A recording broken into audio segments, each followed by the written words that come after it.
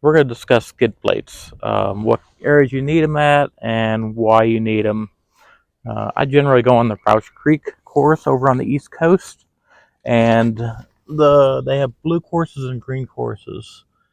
You really need the skid plates for the blue courses over on Crouch Creek. Two tricks when you're doing these skid plates.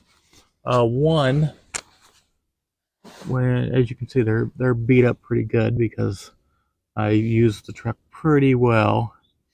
Um, but one suggestion I would make is these middle bolts right here and there. I would suggest putting extra washers on the other side of the skid plate on the back side. That way you can drop this thing down probably another half inch extra. The reason why I say that is you want a little bit of extra space so that whenever your vehicle does get hit some rocks, you got a little bit of extra space between your transfer case, your front transfer case, and the skid plate. It just gives you a little bit of extra safety when you're doing that. That would be my suggestion. And I know you're going to lose a half inch of ground clearance there, but because the Tacomas have, the transfer case is higher, you don't have that center pumpkin, it doesn't hurt your capabilities at all. Another thing I would suggest when you're doing skid plates on a Tacoma anyway, the third generation Tacoma has a exhaust pipe that goes really low right here. And by default, these skid plates,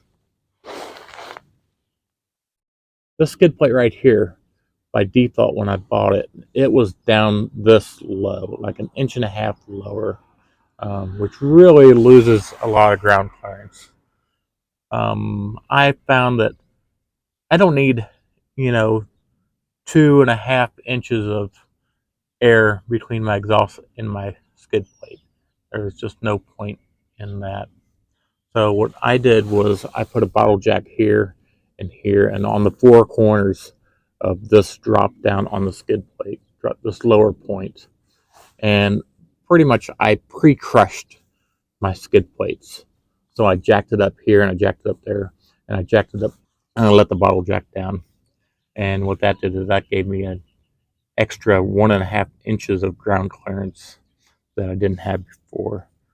Basically, you get the skid plates on there, you jack that up to get your ground clearance back, and it's still a little lower than the rest of the skid plate, but it's fine.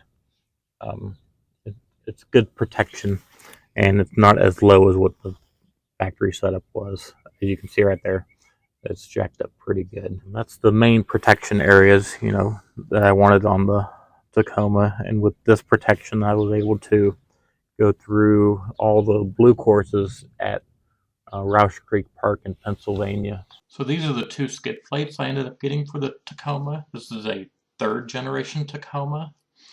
This is the mid skid plate. The skid plate protects your transmission and your transfer case.